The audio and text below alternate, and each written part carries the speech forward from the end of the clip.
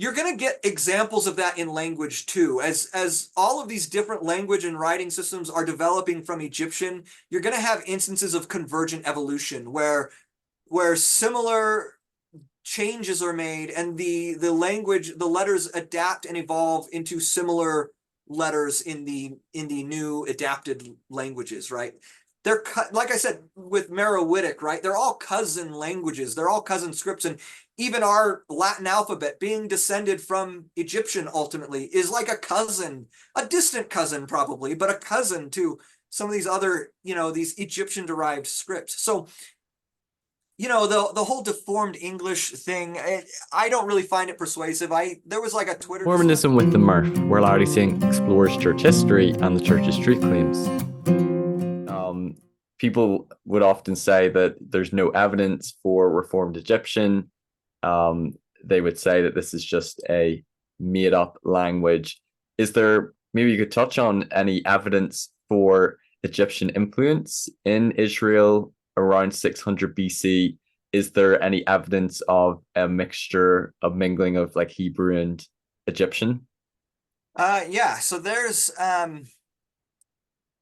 is what scholars call Palestinian hieratic. And these are hieratic signs, symbols, writings that have shown up in documents found throughout like the geographic region of Israel. And some of them, they date to like, there's a wide range of material. There's like over 200 examples.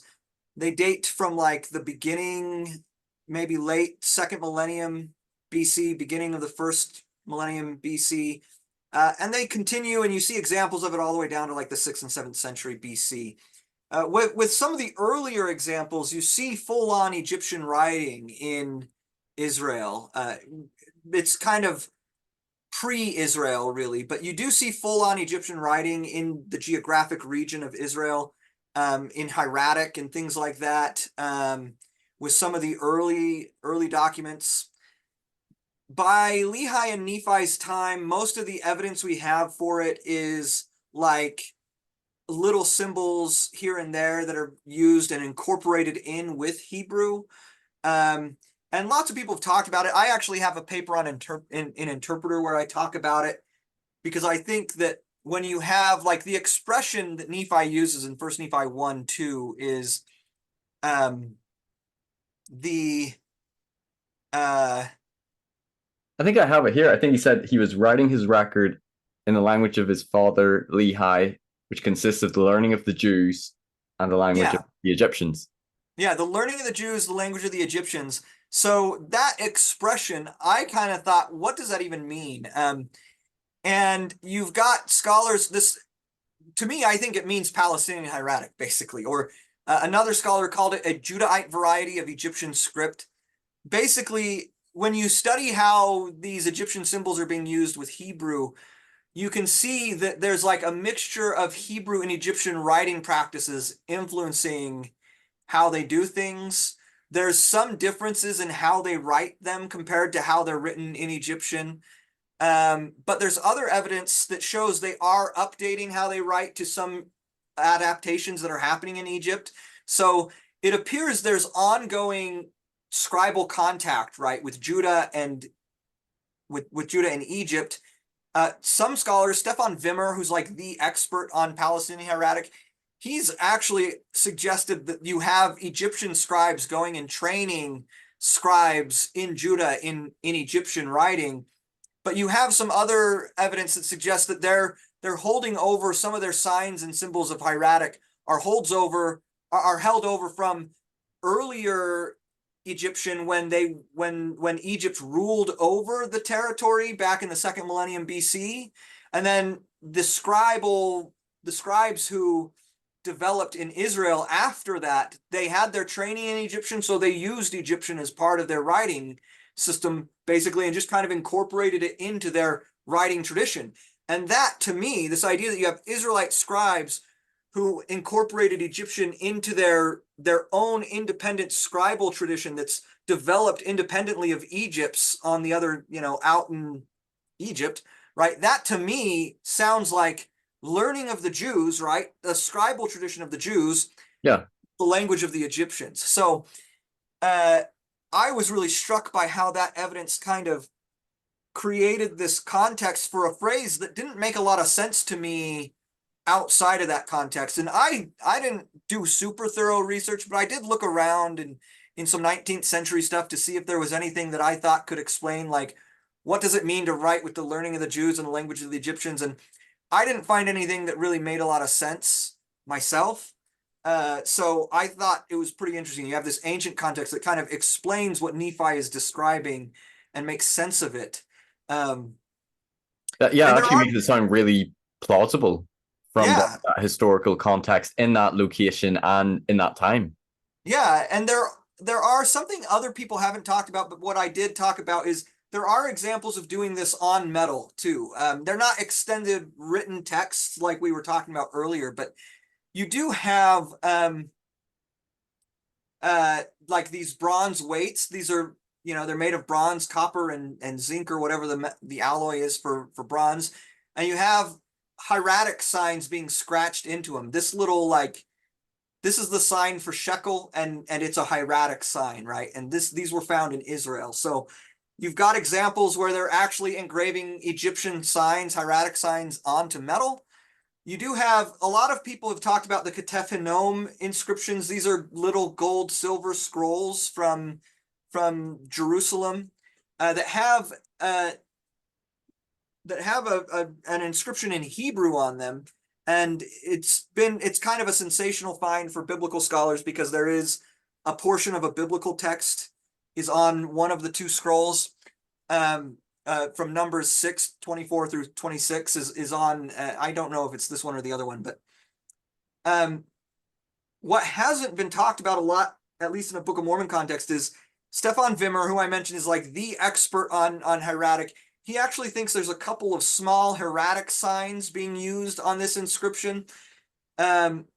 These little slash marks here are hieratic signs for. So in Egyptian, when they would write the name of the king, they would put what's called a cartouche around the king's name. They basically bracket the king's name so that it would stand out more. And in hieratic, those brackets become just these kind of stroke marks like these that you're seeing on this silver amulet. And Stefan Wimmer suggests the text between these brackets is the name Yahweh. It's the name of God, right?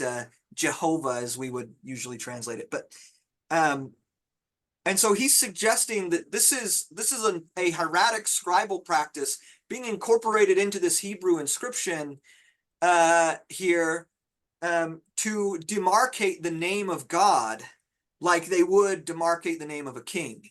So, and I think that's pretty compelling. I had a friend who knows Egyptian look at it and tell me, yeah, that looks like hieratic cartouche marks to me. So it's not an extended writing in Egyptian, which some people would say that's what you have to have evidence for the Book of Mormon, but it is evidence of them incorporating hieratic into a religious text, right? In Lehi's time in the 7th century BC, the 6th century BC, if thereabouts, right in Jerusalem. So, I think that's kind of interesting. It moves the needle maybe a little bit, maybe just a little bit, but a little bit, right? We have it on metal and we have it on a religious text. So That's really cool. yeah, I think it's pretty fascinating. Of course, I had here earlier showing the slides. We have the different witness statements about the writing, which are kind of confusing when you think about it, right? Why are some of the witnesses identifying the writing as Arabic? Why are they identifying it as Arabic, Chaldaic, Egyptian, and Syriac? Because the text itself doesn't give us any reason to think there'd be Arabic or any of those other languages on there. And is this from the characters document or the Anton manuscript? Well, Or these are just from different primary sources. Like there's a newspaper account of preaching by Hiram Smith and William McClellan, where they say it's written over in an Arabic script, and it's like, why are they describing it as Arabic? This list of languages, this comes from the Anthem episode, right? Right. And I know a lot of people there's like a lot of conflict over what really transpired there, because you have Anthem basically denying everything, and then you have Martin Harris giving his version of events. But here's what I would argue is, well, other people have pointed out in the past that the expression shorthand Egyptian, which is used by W. Phelps, and he says he got it from Martin Harris. Well, he says he talked to Martin Harris, and Martin Harris went to the scholars back east, and they said, Charles Anthon said it was shorthand Egyptian. Shorthand Egyptian is a term being used in academic discourse at the time for hieratic and Erratic. demotic Egyptian, Right. right? And so where does Martin Harris, an upstate New York farmer, get the expression shorthand Egyptian, if not from his conversations, if not directly from Anthony? And I think it's worth noting, It wouldn't be part of his regular vocabulary. it wouldn't be part of his regular vocabulary, but he talks to Anthony, and he talks to some other scholars too, right? He talks to Yep. Samuel Mitchell. He talks to a guy named Luther Bradish, who was from Palmyra and had some family ties with Martin. He's not really a scholar, but he's an educated man, and he had been to Egypt, he'd been to the Middle East, so he might have known some stuff. It's possible to me, some people, I think, I don't know how other people feel about this. I've never published on like the Anthony episode or whatever, but I do think it's possible Martin is conflating or misremembering who said what. He talked to several different scholars, and he maybe got ideas about what the language is from several of them. But my point is, I do things know like short. Anton's accounts because I did an episode on it, but I can't remember. But I know his two of his accounts do conflict. There's Yeah, one where he says that he thinks that they might have looked, similar to certain other languages. And there's another one where I think he immediately was like, no, I could tell yeah, that they're there's God. So there is some conflicting recollections in his accounts. yeah, there are. There's conflicting recollections. I think that, so to me, the best explanation for where like Martin gets the expression shorthand Egyptian, and even where he gets all these other languages, right, is because he had these conversations with Anthon and other scholars, and they compared the transcript they saw to those languages, and they did so favorably. Hmm. That's what, like, it doesn't make sense to me that anyone, and that's where then you get some of the other witnesses remembering, oh, Martin said that the scholars said it looked like Arabic. And so they're describing it that way. None of them are gonna, Hiram Smith or Joseph Smith Sr., they've probably never seen Arabic writing in their life. I mean, I don't know that for sure, but I'm guessing probably not. They don't have any baseline for comparing it to Arabic. But Joseph Smith Sr. actually, in the account that where he's supposedly mentioned it, and it is a late secondhand account, but he's quoted as saying that the smartest man in New York City said they were Arabic characters. So it seems to me that Martin Harris really did, during his trip back to New York, he talked to scholars, and they really did make comparisons to some of these languages. And that's why Martin Harris comes back and says, oh, yeah, it looked like they said it was Arabic and Chaldaic and Egyptian and Syriac. And what is kind of interesting is, so Chaldaic in the 19th century, Chaldaic was an expression used to describe the block script that's used to write Hebrew. Now, it wouldn't be the Hebrew of Lehi's time, because that block script is adopted for Hebrew afterwards. It's really the Aramaic script. But that, like Chaldaic, we would think today that's Babylonian, and Babylonian is cuneiform. He's not describing cuneiform, is my point. He's describing a script that is based on and adapted from the old Paleo Hebrew script, right? And so there could be a relationship there. Arabic and Syriac are both identified in a 19th century encyclopedia that that Charles Anthon edited and republished. Hmm. They're described as being similar to Egyptian Demotic in that encyclopedia. I don't have the reference on hand. It actually is in my paper, the full paper version of this. And it's in the Evidence Central website as well. But and so could it be that he's comparing it to Egyptian hieratic and Demotic and mentioning languages like Arabic and Syriac as being similar to, and because like I said, there's 19th century sources that say that Demotic is similar to those languages. And that's where Martin's getting kind of all this kind of weird soupy mess of different languages that would never make sense to all be written on one. Like, to me, I can't make sense of where Martin gets all these languages unless it's from either Charles Anthon or Samuel Mitchell or one of the other learned people he talks about. And they must have made a favorable comparison to those characters for him to come away thinking that's what it looks like. Right. Um, so And we know his faith was strengthened in the Book of Mormon yeah, after what happened in he the comes authenticity of the characters on the plates. he comes away convinced of their authenticity. Now, we don't have the characters themselves to look at. We don't have the original documents that were taken to Anthon probably either, but we do have, the characters document, the so-called characters document here. Yeah, let's talk a little bit about that.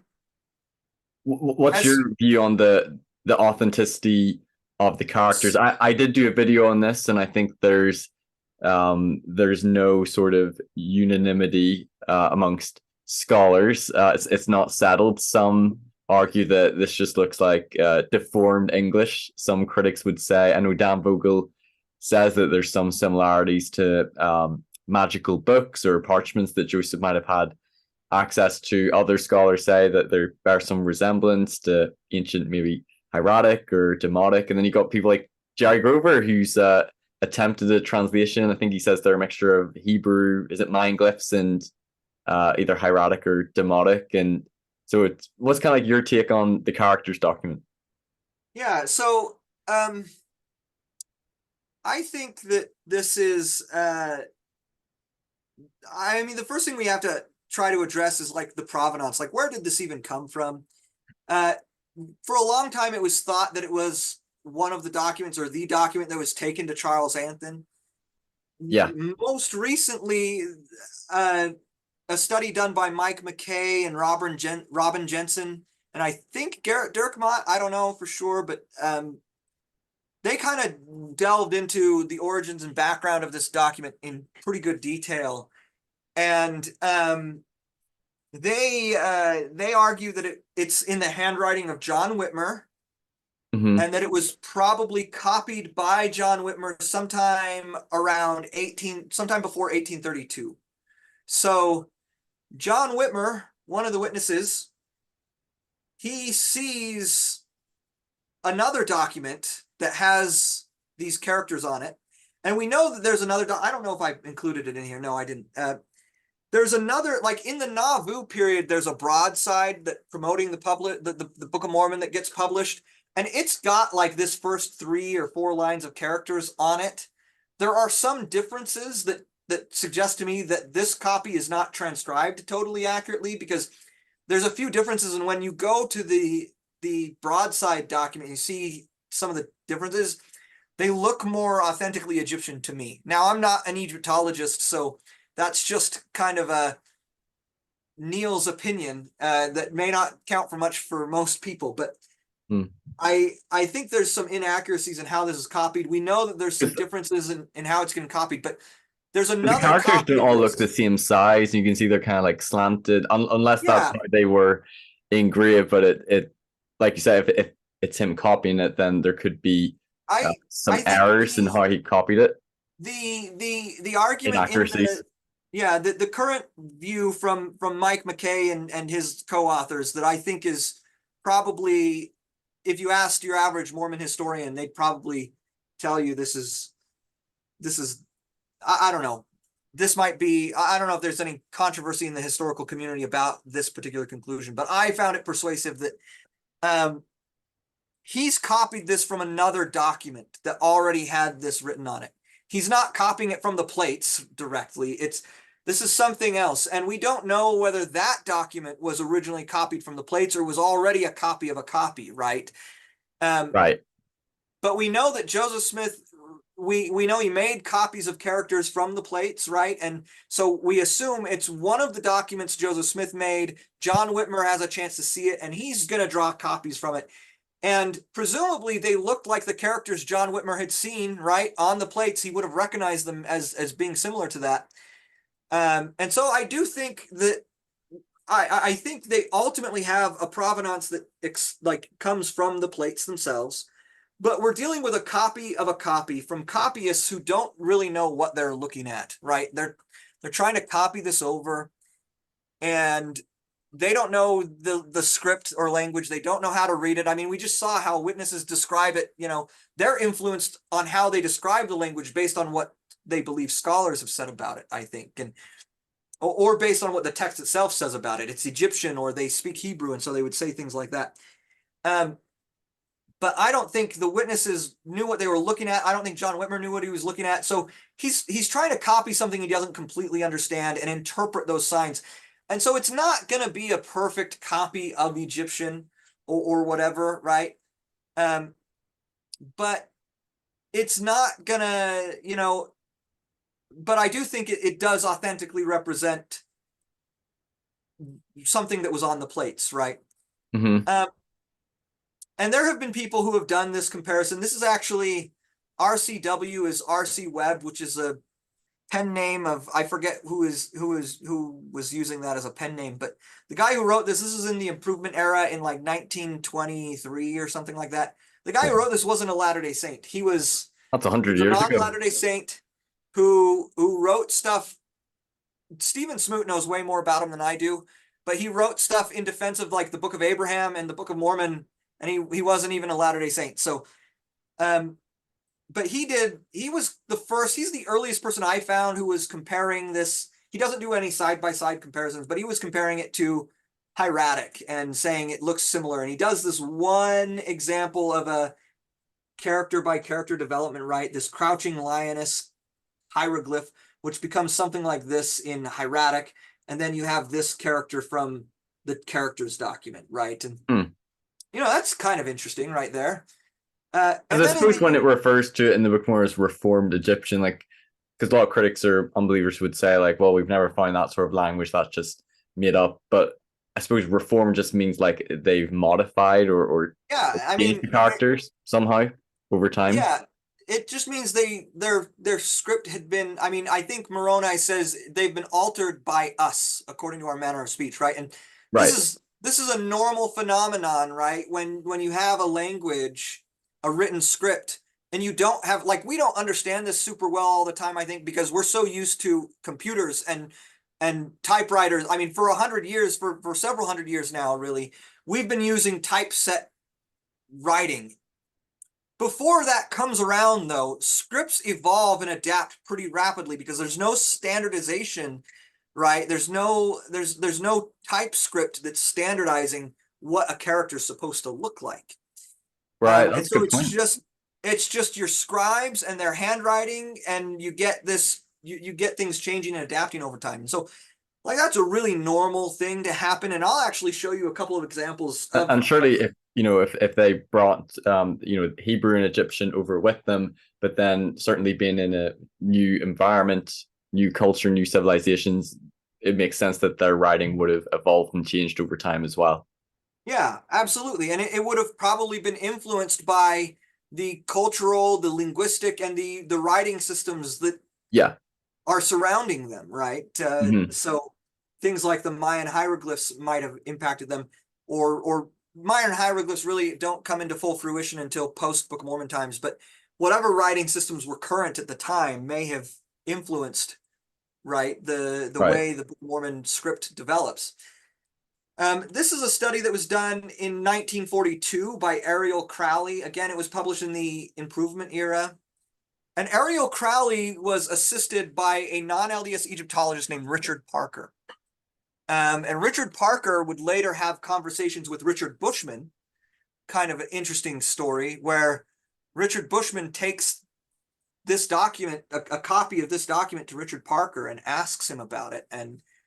Um, and he's like, yeah, this is where Richard Bushman finds out, yeah, I actually helped this guy study those characters and identify similar Egyptian characters. And so you can see, you can go back in the Ensign or look at all of this, right? But I mean, look at this. This is a weird character, right? coming out of the characters document. And there's almost an exact replica of it coming out of an Egyptian source, right? Hmm. And you can go through this line by line. I won't go through all of it, right? But you can see there are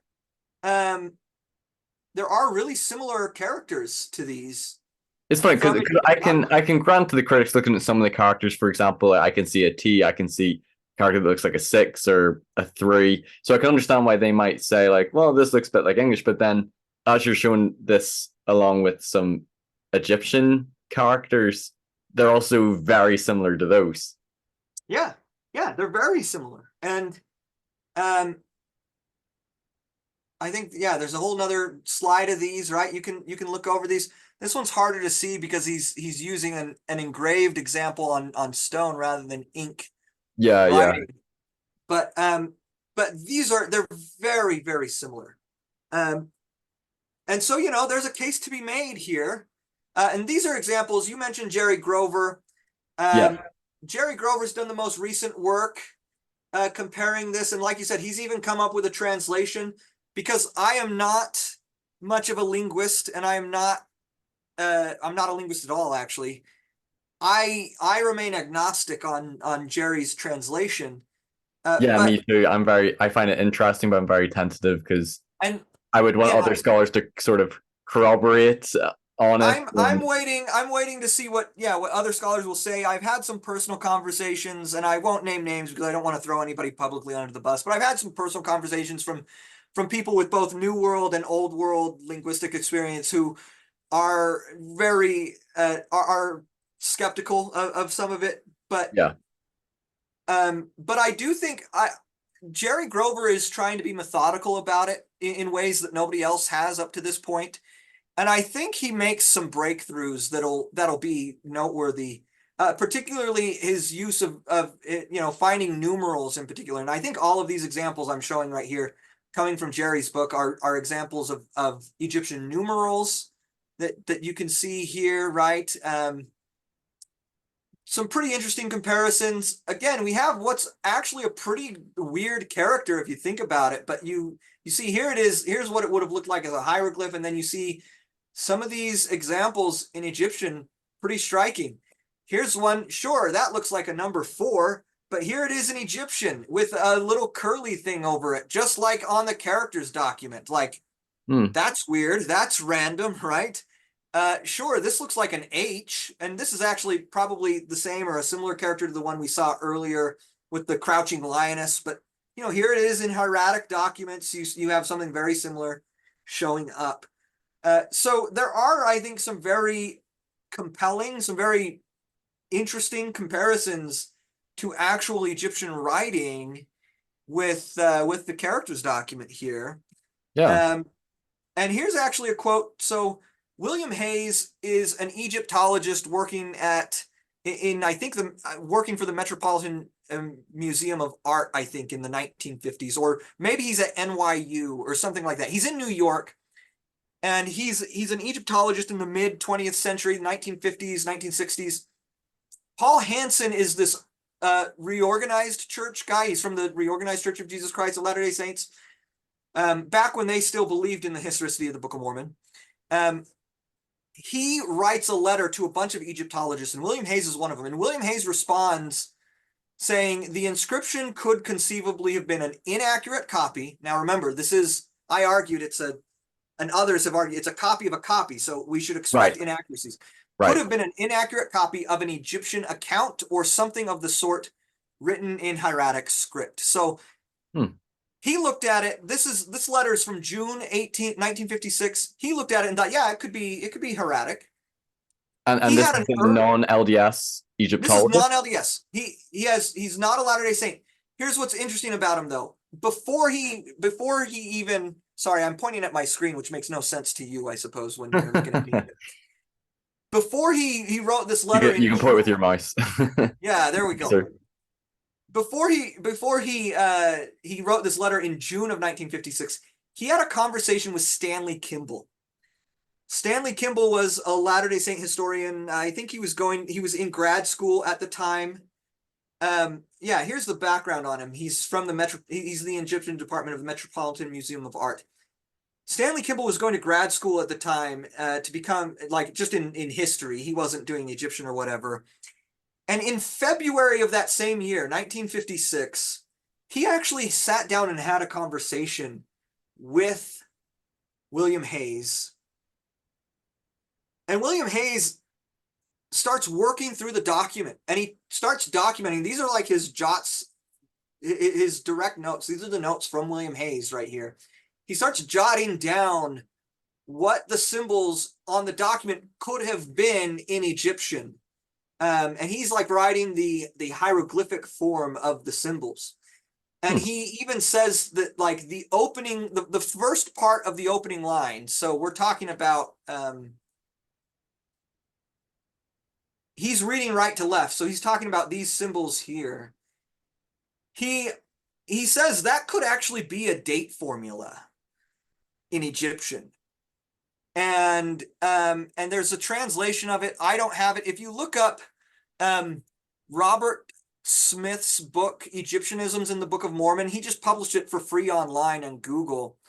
Robert Smith actually published what the translation of it was based on William Hayes's notes. So it's something like in the regnal year of something or other, right? Or whatever, right? Regnal year 6 of whatever, something like that. But he provides this translation of the opening sequence. Again, this is not a Latter-day Saint Egyptologist. This is William Hayes just saying at me like, yeah, it could be. Another Egyptologist, I mentioned Richard Parker. Richard Parker helped Ariel Crowley identify the Egyptian symbols that we were looking at for his study. Richard Parker had a conversation with Richard Bushman where he was like, yeah, I mean, I thought it looked like it could be real Egyptian. And we have it in a letter on his letterhead. And so, you know, it's an authentic letter from Richard Parker. Marvin Cowan is an anti-Mormon living in Salt Lake in the 1960s. So this is not a sympathetic source. He's writing to Richard Parker wanting him to debunk Mormon claims. And in the letter, Richard Parker says, I've seen copies of the signs purportedly from the Book of Mormon, and they could well be the latest form of the written Egyptian language demotic characters.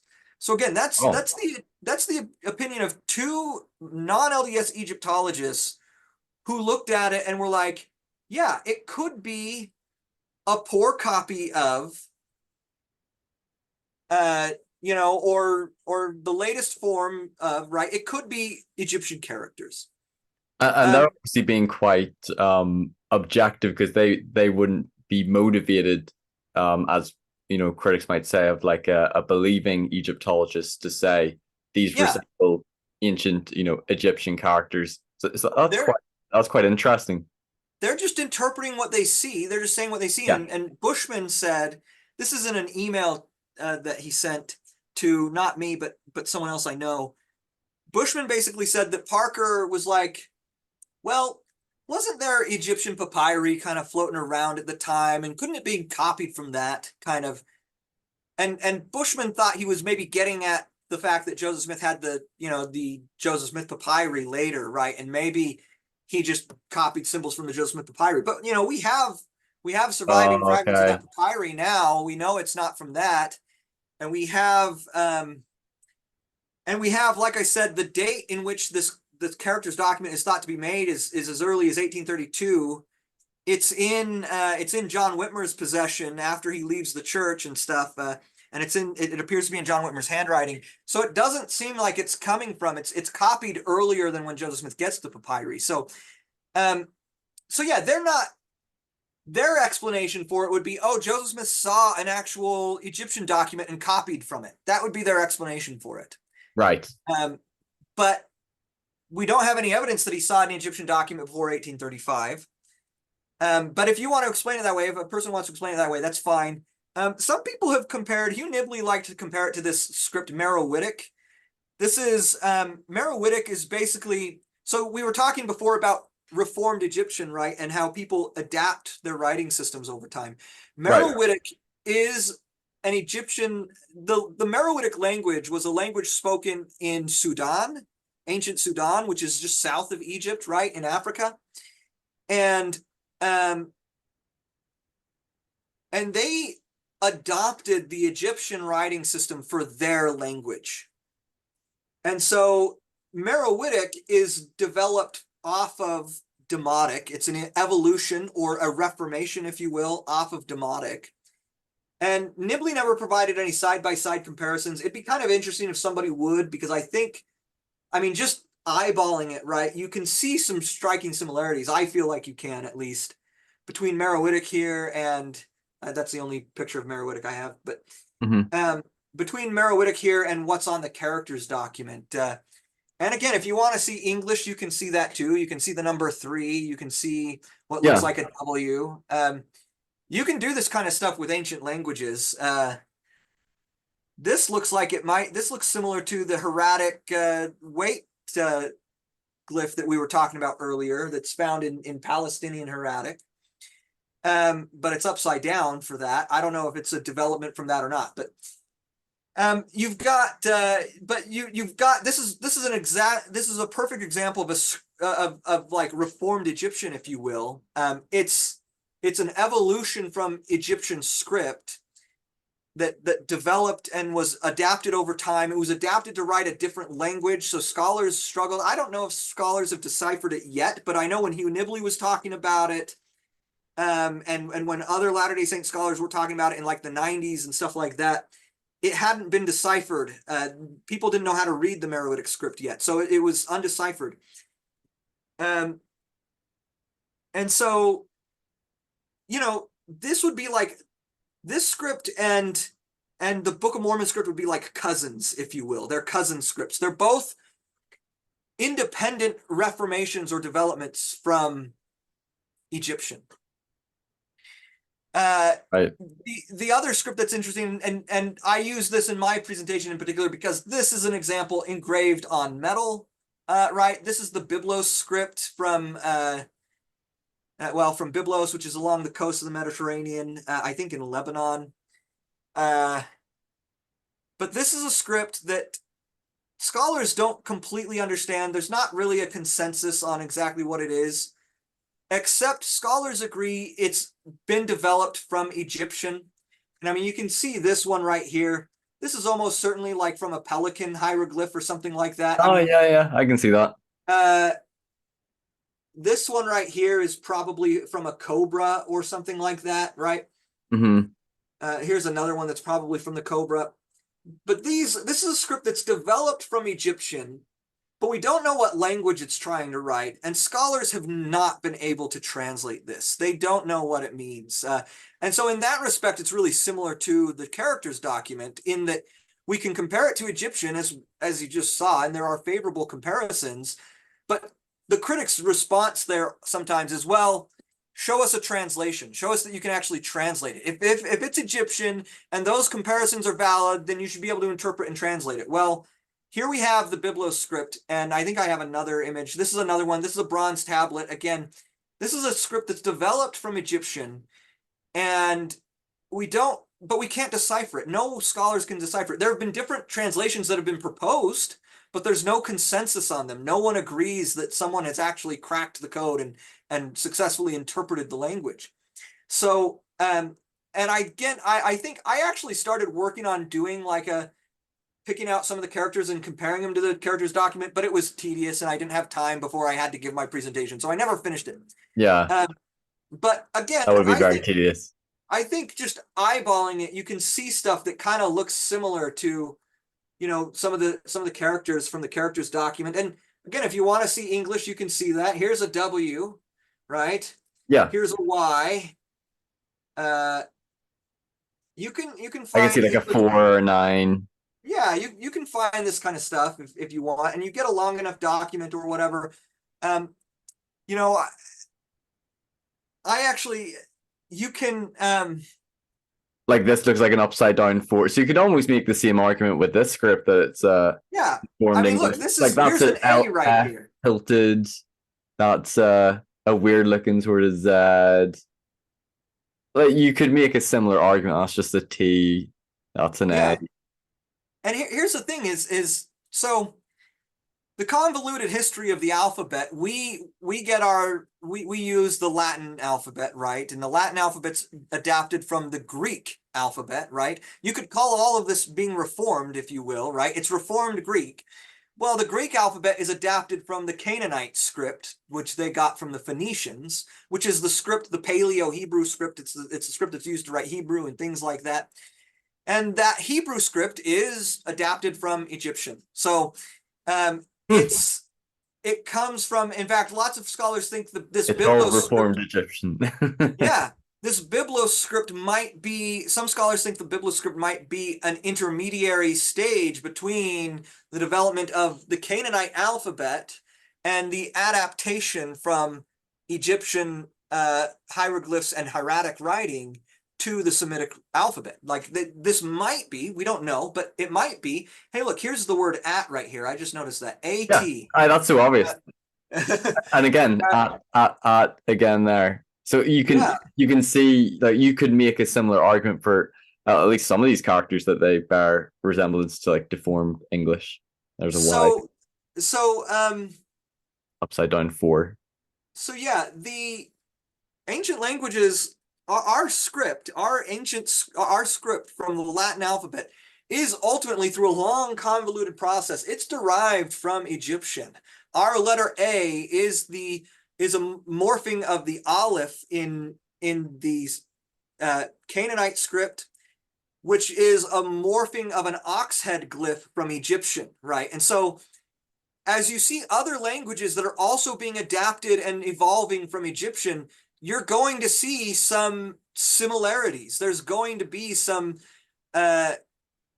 so I'm not a biologist by any means, and so I might get some of these details right, but from what I understand, there's a notion of convergent evolution in biology, where sometimes totally independent species have evolved to look and be and to have really similar features and to look really similar. And some of the examples, I know a lot of them are there's a lot of marsupials in like the southern hemisphere in Australia and stuff that look like they would be related to northern hemisphere mammals, but aren't. They're just a totally different evolutionary process. Apparently the crab is one of these, where there's tons of different like crab-like species that aren't even like related. They're just completely like different convergent evolution in different parts of the world resulted in similar species because similar pressures are on them and things like that. You're going to get examples of that in language too. As all of these different language and writing systems are developing from Egyptian, you're going to have instances of convergent evolution where similar changes are made and the language, the letters adapt and evolve into similar letters in the new adapted languages, right? They're like I said with Meroitic, right? They're all cousin languages. They're all cousin scripts, and even our Latin alphabet, being descended from Egyptian, ultimately is like a cousin, a distant cousin probably, but a cousin to some of these other, these Egyptian-derived scripts. So, the whole deformed English thing, I don't really find it persuasive. There was like a Twitter discussion a few months back where someone actually took like a hieratic papyrus from like 1500 BC, and they literally rearranged it and identified every letter A, B, C, D, E, F, G. They went through the Make the whole same alphabet, argument for that. Yeah. and they Hieratic. even identified the numbers 0 through 9. And they were able to do it with an authentic hieratic papyrus, and you could get every letter of our alphabet in it, every number that we use. So, you can do this with languages if you want to find similarities. And maybe some people would say, well, that's just what you're doing with the Egyptian here. Well, maybe, but I'm not the one who said it. Like it's the Yeah. it's Egyptologists, right? Richard Parker and William Hayes are the ones who said it could be Egyptian, and some of these similarities are, I think, a little more complex than like I said with this one. This is such a strange character. Yeah, That's that not one really stood out to me as well. that's not something that's evolved from English, right? And so there's a similarity there. you know, with everything else, there's no way to ultimately definitively prove what the characters document in is and whatnot. But I think it's very believable.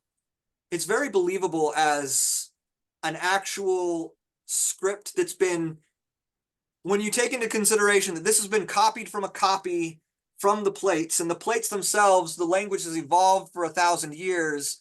This is a very believable as a script derived from ancient Egyptian. Yeah, I agree. And probably a good summary. I took this whenever I did a video on this. This comes from Book of Mormon Central. I wonder if this came from you. I wonder if you wrote it or someone else, but it says scholars have debated whether the characters on the surviving characters document are authentic, while skeptics of Joseph Smith, beginning with Anton himself, have largely dismissed the characters as either fabricated or copied from sources available to Joseph.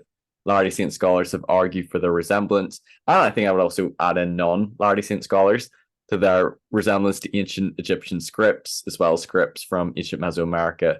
Oh, it goes on to say a few non-Latter-day Saint Egyptologists have also weighed in, some having denied any resemblance and others affirming such. No consensus has been reached as to what script, ancient or modern, the characters of the Anton transcript closest resemble or should otherwise be compared to. And then it says many questions remain about the Anton transcript. I think I say as well the characters document, the absence of a translation of the characters, which finds broad academic acceptance, and the fact that the documents which survive today are copies of a presumably now lost original. Students of the Book of Mormon and early Latter-day Saint history should be cautious in how they evaluate the following evidence. But I think it's really cool what you've shown. I think there's plausible reasons to believe that this could be some sort of like reformed ancient Egyptian script. So that's really cool. Yeah. Yeah, and like I said, there's no way to ultimately prove it one way or the other unless we could get like an actual translation that people would agree on. Though there is one really interesting. It's not on the characters document itself, and I don't have a picture of it, so I can't highlight it. But there's like another document that is in Oliver Cowdery's handwriting that has like a few that says like. It says it's a few characters from the Book of Mormon, and then it says their interpretation underneath. And one of those sequences is there's a sequence of characters, like there's like two characters that are then interpreted as the title Book of Mormon. That's right. Yes, I remember reading through that, and I think through Jerry's book. Yeah, and the sign, the first sign in it is like if you've seen like the like in math, you have the greater than or equal to sign. It's like kind of like that. It's like this little triangle thing. And then there's another sign after it. And that sign, that first sign, it does mean book in Egyptian hieratic. It's the Egyptian hieratic sign for book. And I can't interpret it myself, but I've talked to at least one Egyptologist, one Latter-day Saint Egyptologist, I'll caveat there, who does think you can kind of see like an MR, maybe Mormon-like word in the second character. It's a little more interpretive in that case. But unambiguously, it's got the word book right where it says book is what it means, right? And so we have this one case where either through extraordinarily lucky guesswork or perhaps through actual, this is a proper interpretation and this is what historically survived in the Nephite language, you have the word book coming out and being correctly interpreted in hieratic, right? So that's fascinating. Kind of interesting, right? Do you know, or can you add to what, because I'm curious what has been the reaction to Jerry Grover's translation. I'm curious about how many either like LDS, Egyptologists or linguists have looked at what he's done, or any LDS. Do you have any thoughts on that? I'll have to ask Jerry when I interview him. I want to interview him about this. You'd have to ask Jerry, and something to Jerry's credit that people, I don't know if people fully understand or appreciate, is he self-publishes all his work, but he does submit it to, he submits it through like some peer review services and stuff like that. And non-LDS scholars are the ones who review his stuff and give feedback on it. And I don't know, I'm not privy to what people are saying other than what Jerry tells me sometimes when we have conversations. But he tells me about some of their reactions and how sometimes they'll tell him like, this is a really good argument, but it can't possibly be true because it's connected to the Book of Mormon, and that can't be true, right? And so I feel like that's the reaction to like the work he did on geology in the Book of Mormon. Yeah, he gets the stuff vetted through whatever processes he can, and it's to his credit that he does that. And he has conversations with some others, other people, and he could tell you what people have personally told him about it. What I know is, I've had conversation with at least one Mesoamerican scholar, well, a couple of different Mesoamerican scholars who uh, who didn't feel like it was who were pretty skeptical of how he was using like Aztec and Mayan stuff. Right. And there's a few Egyptian people who know Egyptian that I've talked to as well, who again are just kind of skeptical of some of the interpretive jumps he's taking and stuff like that. And again, so I don't have any strong opinions, but basically my impression is it's like there's reason for caution there. Yeah. But you see similar, again, with this Biblos script, for example, you actually see very similar things going on with people who are trying to interpret the Biblos script, the scholars who have, I think George Mendenhall is the scholar who's done it and stuff. Jerry's trying to follow how people who have tried to crack these uninterpretable scripts have gone about it. And their methodologies are a little different usually than standard linguistics or whatever. Because standard linguistics isn't giving us anything, right? It's not working. So people start trying to think outside the box. Right. So it's How to not crack that the he's code like, to interpret the language. right. I wouldn't say he's like I said, I think he's actually made some strides forward methodologically in how to figure this out.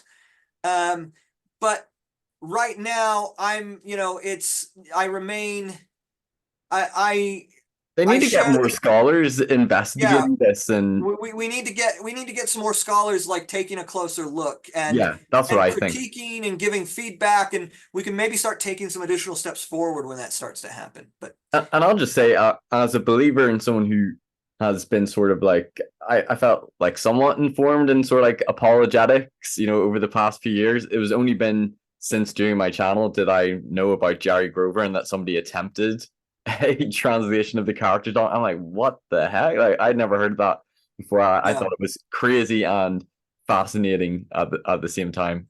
So that's really cool. yeah, Um, absolutely. any final thoughts, or will we wrap it up here?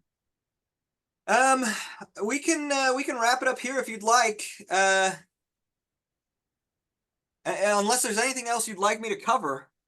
I think So I've taken up enough of your time. I think this has been a really good thorough discussion. I find this so interesting, especially because a lot of this is kind of new or an area that doesn't get discussed a whole lot, especially our discussion on the metal plates and looking at the gold plates and how many plates would there had to have been, or could there have been, could the text have fit on the gold plates, and addressing some of the criticisms on it. I find this really interesting as well, talking about Reformed Egyptian and the characters document. And I just appreciate the work and the research and scholarship that you're producing. I think it's really exciting, and people definitely need to check out your articles and go watch your fair presentation. But I think this has been a good discussion. Sort of talking about it a little bit differently. But no, just thank you so much for your time and for coming on. yeah, no problem. It was a pleasure. Thanks for having me. Yeah. And listeners, if you've enjoyed this episode and this interview, please give it a like, share it with other people so people will be able to access some of the scholarship and the research that Neal's done. And comment as well your thoughts, give it a like, share it, and don't forget to subscribe so you don't miss out on any future content. And hopefully in the future, maybe bring you back on when you've got some more interesting research on different topics, and go check out Scripture Central. Can people donate or do anything to support Scripture Central? Yeah, they can if they want to. We are 100% nonprofit, so we live off donations. If you go to bookofmormoncentral.org, I think if you go under About or something like that, there's a donate page. So Right. you can do it through like PayPal and things like that. Awesome. And if people want to donate as well to support me in what I'm doing, because I'm doing it pretty much solo myself, you can donate. There's PayPal or Patreon as well. I'll see you next time on Mormonism with Murph. Take care, everyone. Bye-bye. Thanks, everyone, for watching this episode. If you've enjoyed it, please give it a like, share it with others who might benefit, and don't forget to subscribe so you don't miss any future content. You can also listen to these episodes on podcast form on Anchor or Spotify, and you can follow me on Facebook, Instagram, and TikTok. Check out my website for more content, personal blog, and more. And if you care to donate to support me, you can via my PayPal or Patreon, or through the website. And you can also give donations via YouTube through Super Chats. Thanks for watching Mormonism with the Murph. Take care. Bye-bye.